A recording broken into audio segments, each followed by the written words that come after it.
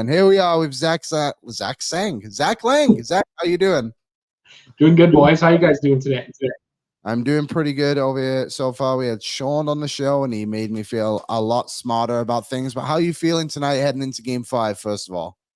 I'm feeling good. Yeah, feeling pretty good about things. Honestly, it's going to be an interesting game to say the least. But you know what? I really liked the bounce back that the Oilers had in Game 4. I like the look of the lines. I like the look of the pairings. It's going to be an interesting game. We'll see what happens. Was there something that surprised you in Game 4, good or bad, with the lineup or just the way the Oilers were playing in general?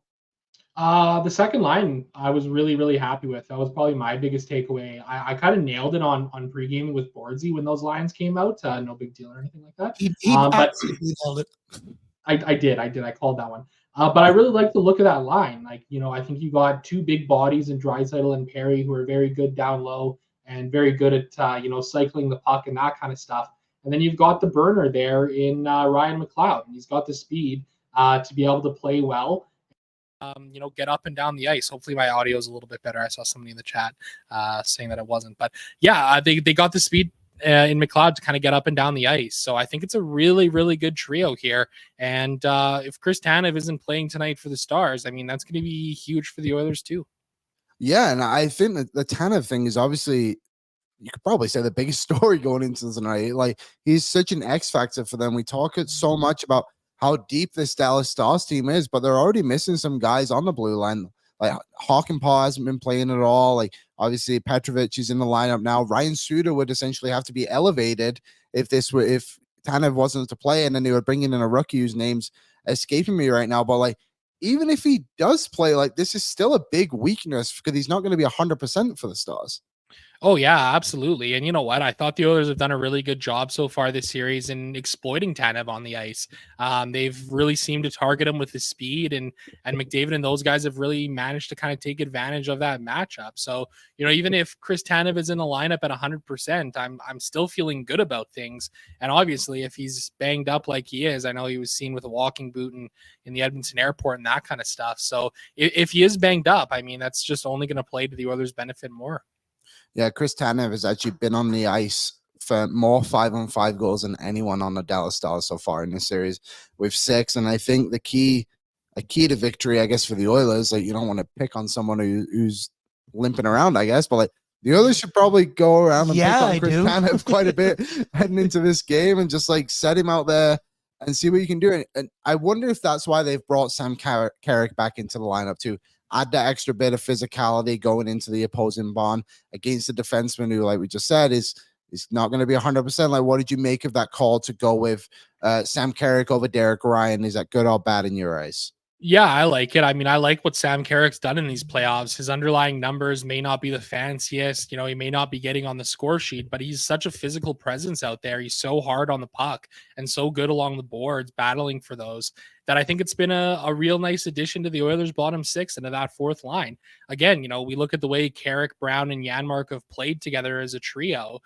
They've looked really sharp, right? They may not be generating the offense at 5-on-5, but two of those guys in Brown and Janmark are big on the penalty kill. Carrick does a lot of good things out there on the ice. So yeah, I've got no problem with it, honestly. And I think it's probably a good thing for Derek Ryan and Carrick to kind of be coming in and out of the lineup. I mean, they're both kind of older guys, and it is playoff hockey. It can be pretty taxing on the body, right? So I think it's good to be able to keep those guys fresh and kind of cycle through them as the playoffs go on the way that the Oilers have. Yeah, and I agree. Like, I don't think it's a sign of weakness for these guys being like, hey, man, you're going to be a healthy scratch tonight because you don't have the legs. Like, I actually think it's a really good thing that Knobloch is identifying this stuff. And like we've spoke about it already, but like, the decisions he's making on a nightly basis are absolutely incredible. Bless you. But he just continues to make the right calls, and it's hard to doubt anything that he's doing with the lineup. Would you agree? Yeah, I absolutely agree. Thank you for blessing me, by the way. Those were some big sneezes that I had. It's springtime in Edmonton, and your boy's got allergies. It's not very fun. I was funny enough, I was actually talking to my dad about this last night, but it feels like everything Chris Knobloch touches right now is turning to gold when it comes to the Oilers lineup. There wasn't really a lot of tweaks in the LA series early on against Vancouver. Same sort of a thing. They kind of kept the same lineup set in. And then, the Pickard for Skinner, the Pickard for Skinner swap happened. And ever since then, it's just felt like every little lineup tweak, whether it's a guy coming in, a guy coming out, the goaltending decisions, all of that sort of stuff, it's only played out well for the Edmonton Oilers. So I've got all the confidence in the world in Knoblaw and the coaching staff. I know he was talking after one of the games recently that he talks to 5 to 12 people about every single lineup decision that's made. So there's huge input that's going into these decisions from an organizational standpoint. And I think it also speaks to the depth that the Edmonton Oilers have, right? The fact that the Oilers were able to bring in Philip Broberg for Vincent Desharnais, and he looks pretty darn solid in doing so. The fact that McLeod sits out for a game, he comes back in not only on the third line, but on the second line and scores a big goal in the first period for the Oilers. I mean, it's a really, really good thing and a really good problem to have that the Oilers have so many guys that are, pretty much ready to go at any point. I wonder who the 5 to 12 people are, and I wonder how many of them are family relatives. He probably goes and talks to 200 hockey men about it all. Probably, yes. Connor McDavid better be one of those 12 people. You would imagine the captains have some input on it too, but it's funny you mentioned like the lineup, and yes, everything that kind of he's doing is great. And like I'm saying there, wondering like Warren Fogle, I don't know where he's going to slide back in. And I know if, like you said, in that LA series, they didn't make many adjustments because it wasn't exactly necessary. But like when Warren Fogle comes back into this lineup, whenever that may be, he's going to basically have to be a completely different player from what he's been so far in his playoffs. Yeah, 100%. I think Fogle has been very solid defensively, which is what you expect and what you get from Fogle. I mean, I still think he's one of the Oilers' best defensive wingers that they have on the roster. Him and McLeod, you look at their numbers together, even in the playoffs, they've been tremendous at suppressing other teams' offense at 5-on-5. It's been a really, really big thing they've been able to do. The only problem is that they haven't really been able to provide any offense whatsoever. So Adam Henrique coming back into the lineup, I think, is a big story too for the Oilers. Coming in on that third line, looking good last game with Dylan Holloway and Evander Kane. If Fogle comes in, I almost wonder if the move is to swap Perry and Fogle again or something like that in another game or two where, you put Fogle up on that second line with Draisaitl and McLeod. And we saw these three play together during the regular season, and they were very, very good together. Like McLeod and Fogle were at their best offensively playing alongside Draisaitl. And I almost wonder too, especially for those two guys, how much of this stuff is just quality of the line mates that they've had. You look at the guys that have rotated in on that third line. It's like Derek Ryan, Connor Brown, like not really guys that are known for their offensive chops at this point in their career or this point in the season, right? So, maybe that's what you got to do. You put Fogle up on the second line again, you keep that third line of Henry, Kane, Holloway, and you kind of let the boys go and see what happens. Yeah, I actually don't hate that idea at all. And it's funny because you'd look at it and be like, why would the Oilers do that to Leon Draisaitl? From an outside perspective, being like, why would they give him two guys who seem like anchors? They're just going to drag him down. But the way those three play together is actually incredible. I don't exactly know what it is that they do so well. Maybe it's because like Draisaitl's also a bit of a rover as well in his own regard. So it like allows those two to play with a bit of freedom. But just to move away from the forward group, Stuart Skinner, I know he's had his moments in this series that haven't been fantastic. Then we're all going to look at that Jason Robertson goal and be like, it would have been nice if that one didn't go in. But do you think a fair statement is that he's not too far away from what Jake Ottinger has been giving Dallas either? Absolutely. I think it's a more than fair statement at this point. I think ever since Skinner came back in for game 6 against Vancouver, he has been everything and more for this Edmonton Oilers team. He has been the Stuart Skinner that they needed all along here. I've been really impressed with his play. I don't think the numbers, the save percentage, the expected goals against, all that kind of stuff really paint a fair picture of what Skinner's game has been, because I think there's been a lot of fluky goals that have happened, a lot of really weird deflections and tips on him in this playoffs. You look back to all the luck that LA had in the first round, especially in that game too, where there was like 3 or 4 goals that were in no way, shape, or form remotely Skinner's fault. It happened against Vancouver too, I thought, in those first 3 games of that series.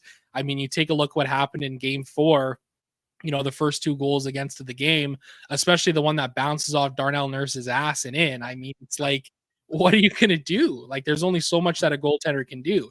And yeah, he probably wants that Jason Robertson goal back from game 3, but I thought he had a really good performance in game 4 and was a big reason why the Oilers were kind of able to lock that game down. Yeah, he made some big saves. Like, there's one that I think it was Tyler Seguin in the first period too, where it was very much a reaction, but he battled to make that save, and that would have made it 3-0. And basically, it could have ended the Oilers' chances at all of winning anything else, and never mind the game. So I really like that from Skinner. But I want to ask you one more question about a player, and I want to get in some betting talk with you. Darnell Nurse last game, fantastic is an overstatement, but he really bounced back, found some physicality, was involved in the attack. That's basically what we need to see from Daryl on a nightly basis, right? Absolutely it is. I mean, I've always been a supporter of Darnell Nurse's. I've always thought that, he's maybe taken a little bit too much heat at certain times. And I think the biggest issue throughout the last 10 years that he's been in Edmonton, like, who has he had that have been very good partners for him? He has struggled with a lot of the guys that he's played with. You think back, like, Andre Sekera was maybe the last like really good NHL defenseman that Nurse had some success with. And, Darnell Nurse was at his best when he was playing with Ethan Bear, right? Yeah. Because the thing with Ethan Bear was that he was so good at moving the puck and clearing it out of the zone that it allowed Nurse's game to kind of settle down. I think the problem that's plagued Nurse for years now, and I think it's been the case, especially with him playing alongside Cody Ceci, is that Darnell Nurse is just trying to do too much on the ice. He's always trying to cover as much ground as he possibly can. He's trying to break the puck out and trying to be the first one up the ice as a defenseman and the first one back. And he's lost in his own zone because his partners have always seemed to be kind of loose cannons defensively. So I think once his game settles down, and I think that's what we saw in game 4 of him playing with Kulak, you get the kind of performance that you get in game 4. And those are the performances that the Oilers need from Darnell Nurse. So I really like the idea of keeping Kulak with Nurse and running Philip Broberg on that third pairing for the rest of this series. Look, don't get me wrong. I like Vincent Desharnais, but he's a very one-dimensional defenseman at the end of the day. He is a defense-first defenseman who struggles to move the puck.